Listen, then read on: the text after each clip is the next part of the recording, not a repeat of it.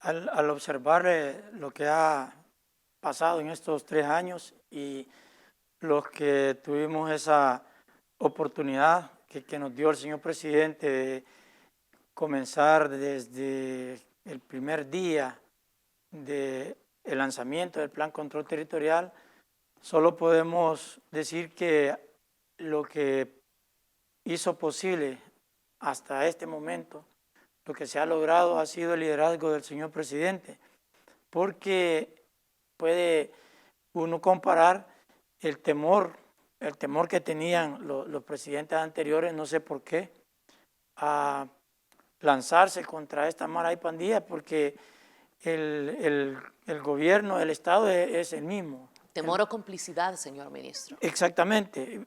Prácticamente si se tenía temor era por algo. O sea, algo había que no le permitía ser contundente en la guerra contra las pandillas.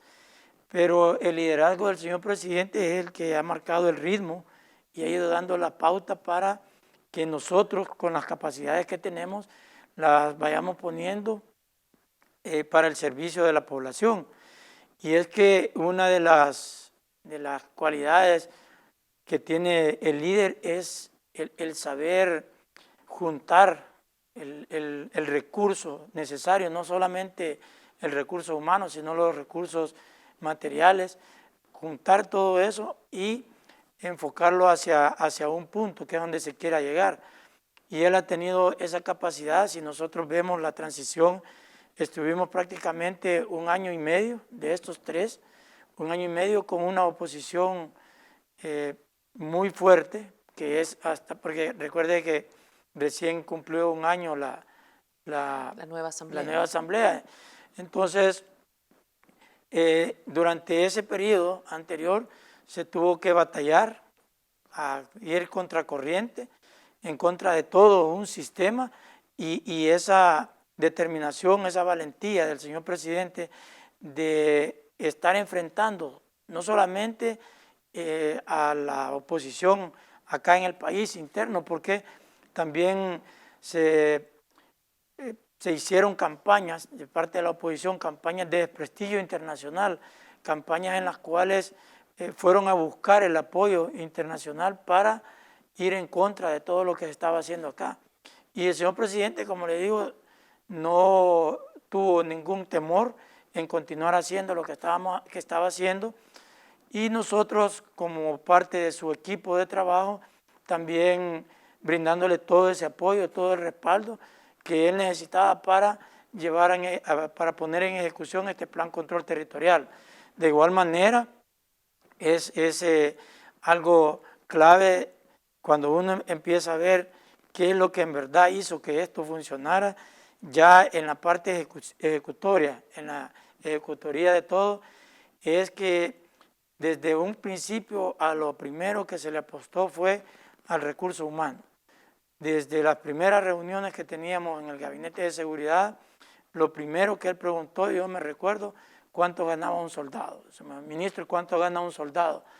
Y cuando yo le dije lo que ganaba un soldado, me dijo, es increíble cómo puede vivir alguien así, o cómo puede andar arriesgándose en la calle, arriesgando su vida, si está en esas condiciones. Entonces de ahí comenzó primero a la motivación al personal, darle lo que él necesitaba, y luego se le fue apostando también en la modernización, pero en un principio, bueno, ustedes se recordarán la oposición que tuvo la asamblea, que incluso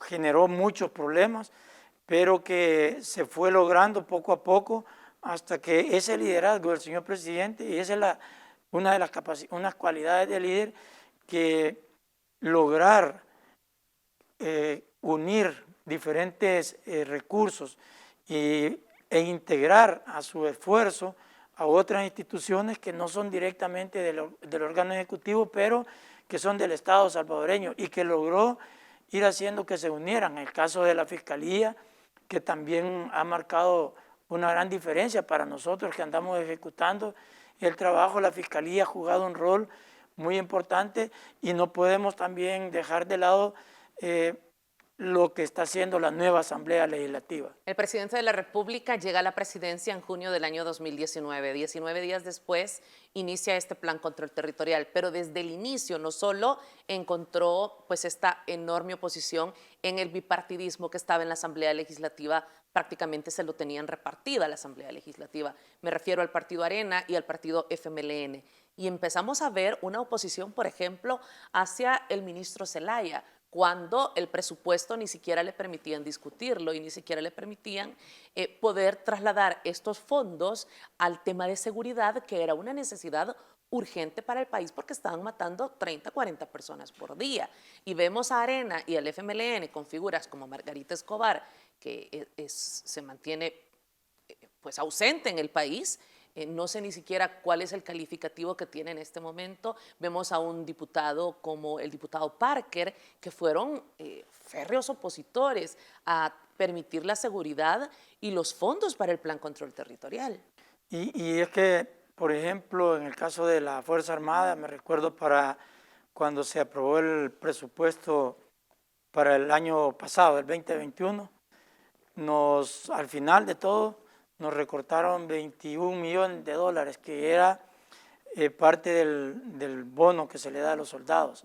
O sea, de los 100 dólares que se le iban a aumentar, porque fueron 100 en el año 2020 y 100 en el 2021, ellos lo negaron, nos quitaron eso y nos quitaron 1 millón para el hospital militar y eso incluía 4 millones para uniformes de la tropa, porque habían algunos de los diputados anteriores que decían que para qué se iba a dar más dinero para uniformes si el año pasado habían dado para uniformes. O sea, esa era la mentalidad de ellos, porque se podrá recordar cómo andaba la tropa en la calle con los uniformes que tenían. Entonces, esa es parte de la oposición. Imaginen que eso era lo básico para el funcionamiento de la Fuerza Armada, algo básico, y lo negaron. Ese fue el batallar de todos los ministerios. Hablando específicamente del Gabinete de Seguridad, los dos ministerios que estamos ahí, era a los que más nos afectaba esos recortes, porque se necesitaba generar esas condiciones a fin de poder ser eficientes contra la mara y pandillas, porque ya se había llegado a un punto, el plan control territorial desde un inicio fue eficiente y fue exitoso, pero no en la medida que se requería, porque esto en sus 7 fases, en la medida que se fuera desarrollando, se iban a ir logrando objetivos que nos iban a llevar al final, pues, de ya no tener maras y pandillas en El Salvador.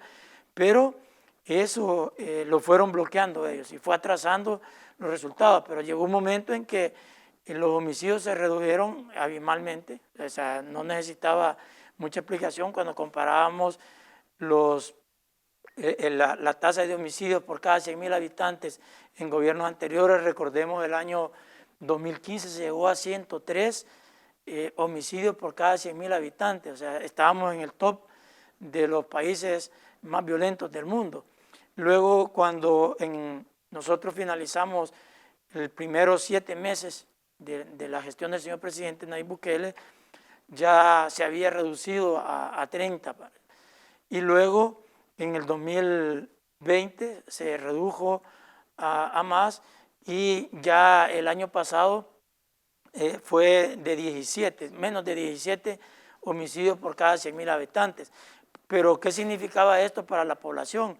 Que no solamente la reducción de homicidios es lo que le va a llevar la tranquilidad a la población, porque el hostigamiento siempre existía de parte de la mara y pandilla, la extorsión continuaba, los otros crímenes que se cometen siempre continuaban, aunque habían reducido, pero siempre generándole ese temor a la población. Y lo otro era la capacidad que seguían mostrando los delincuentes terroristas de la mara y pandillas de decir cuando ellos querían que hubieran más asesinatos, pues se atrevían a hacerlo, y fueron los picos que nosotros íbamos experimentando cada más o menos 3 meses. Entonces eso, al analizar el señor presidente, dijo, bueno, hemos hecho mucho, pero no es lo que debemos de hacer, y por esa razón es que se fueron solicitando más recursos para lograr irles quitando esa fortaleza que tenían los pandilleros. Pero eso todo fue negado, ya es parte de la historia.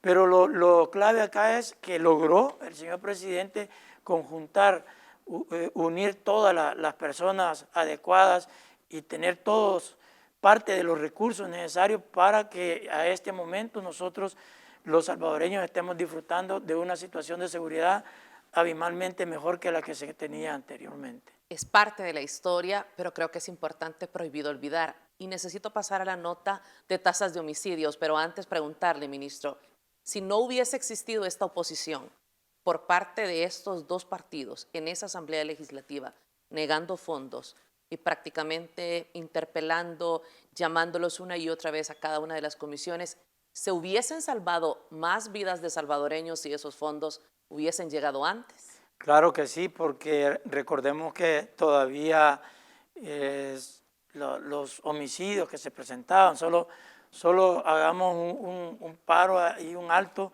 en lo que sucedió el 25, 26 y 27 de marzo de este año.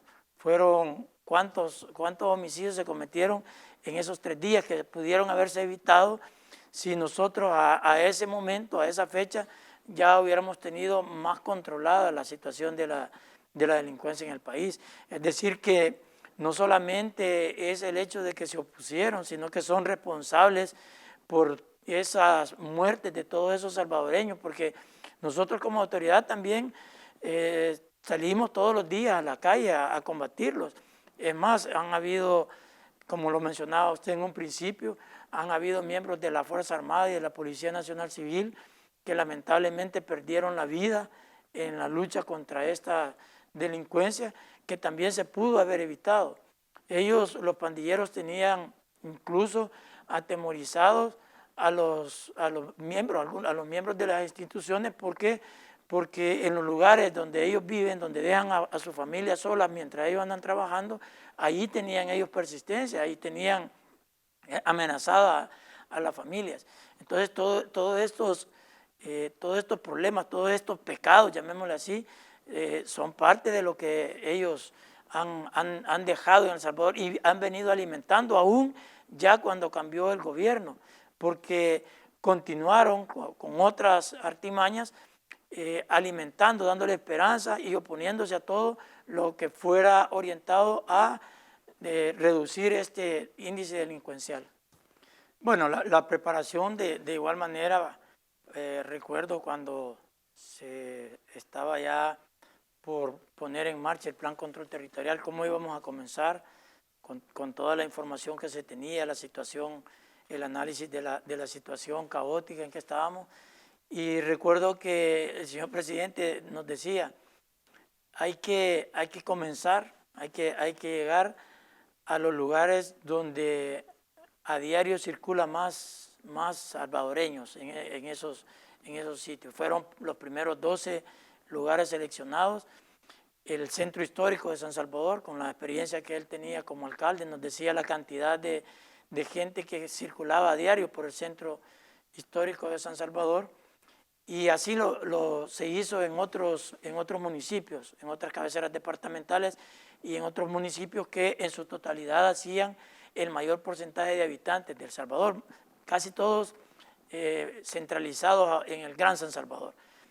Fue clave eso y se comenzaron a ver los primeros resultados en la preparación, que hicimos las patrullas FOCAS, son un acrónimo, las Fuerzas Operativas Conjuntas Antidelincuenciales, eso es el significado, que estaba compuesta por 3 soldados y un policía. Con eso lo que se lograba era multiplicar la cantidad de miembros de seguridad pública en la mayor cantidad de espacios posible, porque nos habían venido acostumbrando a que solamente se podía actuar si estaba la policía. Si no había policía, no se podía hacer nada, era prohibido y era ilegal que la Fuerza Armada pudiera contribuir con ese esfuerzo.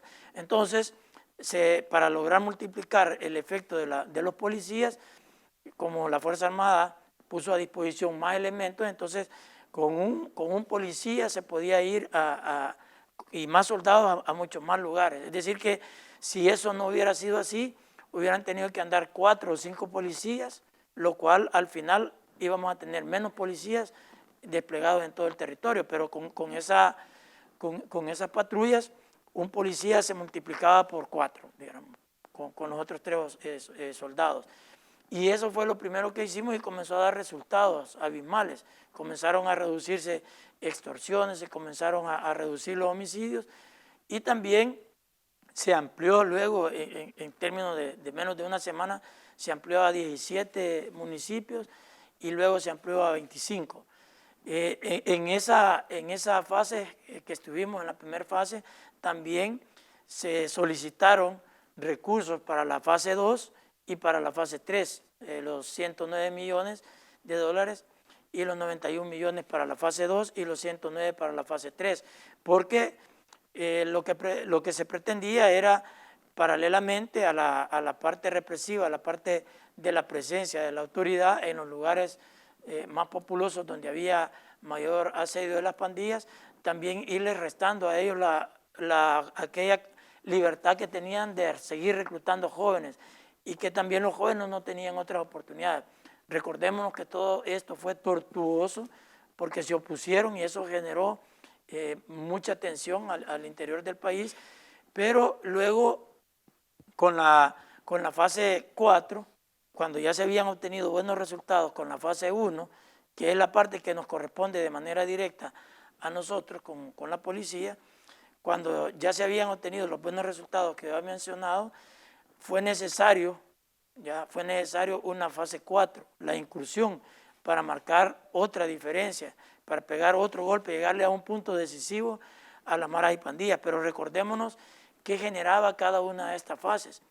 Generaba conflictos internos por parte de la oposición y comenzaron a pagarle a cualquier cantidad de gente, tanto de afuera como de El Salvador, para decir que eso era una dictadura, que el país se estaba militarizando, que el país estaba en peligro, porque los militares y el gran temor a los militares, porque estábamos dando un paso grande que sabíamos nosotros que era necesario darse para irle generando puntos de quiebre a las maras y pandillas. Pero a la vez había mucha población que a través de encuestas generaba esa satisfacción y esa tranquilidad que le generaban los uniformados en las diferentes calles. Es que cada una de las fases que el señor presidente ha venido implementando tiene un respaldo de toda la población. Es decir que no, yo le estoy hablando aquí lo que se hizo, pero ¿por qué se hizo?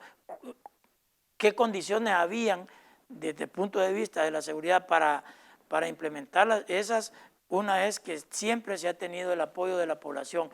El índice más alto de aprobación de los presidentes que yo reconozco o me recuerdo de El Salvador, las tiene el señor presidente Nayib Bukele, y también nuestra institución se ha ubicado en las primeras posiciones en todas las encuestas que se le han hecho a la población. Y eso obviamente yo recuerdo que hacían encuestas cuando se atacaba a la Fuerza Armada, cuando se trataba de hacer ver que la Fuerza Armada era algo negativo para el país y se generaban todas campañas. Yo le digo, observar cuánta gente iba todos los días a los medios de comunicación y por los medios escritos a hablar en mal de la presidencia, a hablar en mal de la Fuerza Armada y las encuestas a la par, porque al final todo eso nos favoreció más porque los resultados de las encuestas eran positivos y eso legitimaba el trabajo que se estaba haciendo.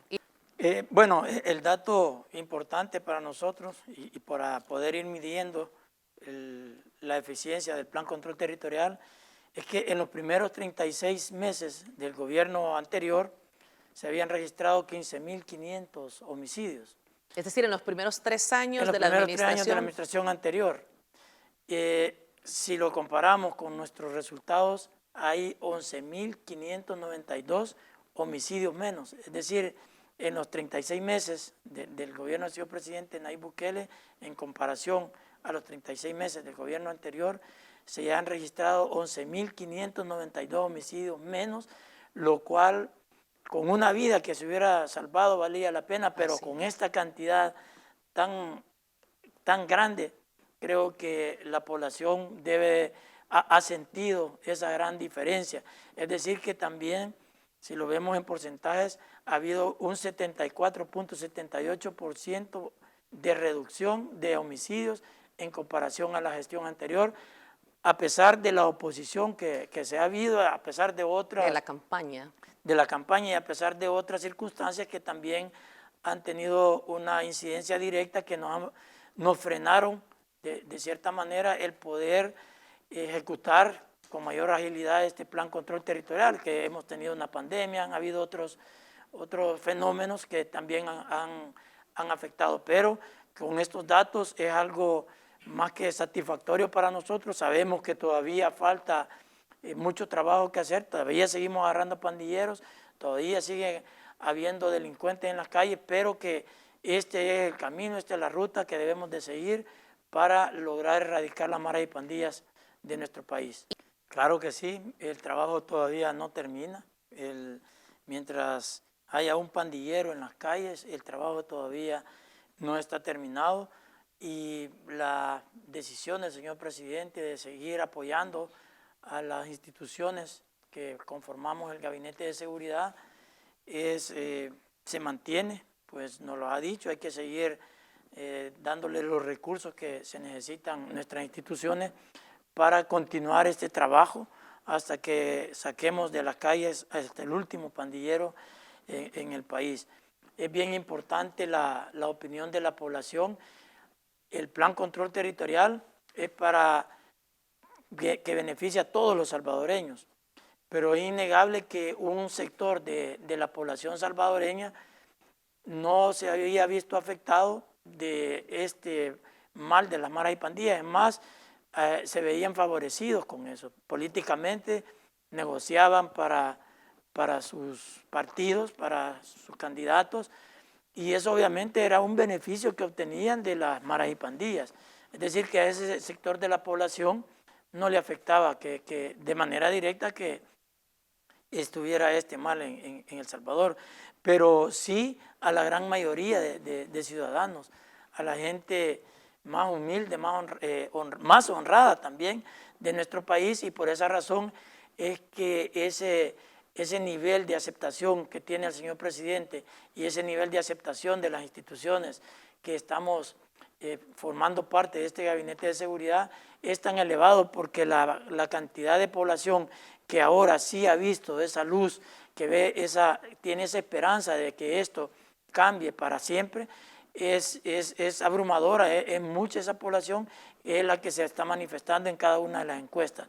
Y eso nos motiva a nosotros a seguir haciendo el trabajo, a las tropas. Cuando uno habla, a pesar de que las tropas también es gente humilde, ellos se sienten muy orgullosos y muy agradecidos de la opinión de la gente humilde también, que a cada momento manifiesta que nos pide soldados por un lugar, soldados para otro lugar. Cada vez que hay alguna denuncia en algún punto del país, nos escriben y dicen, necesitamos más soldados en tal lugar, que los soldados que estaban en X lugar ahora no los hemos visto. Es porque la población ha sentido la diferencia entre lo que se hacía antes y lo que se hace ahora, y lo mencionaba el señor presidente, la cantidad de efectivos que estaban apoyando a la Policía Nacional Civil antes que él llegara al gobierno. Pero vamos más allá, ministro, porque esta solicitud de seguridad que, como usted señala, hacían poblaciones en sectores humildes, el impacto del Plan Control Territorial va mucho más allá.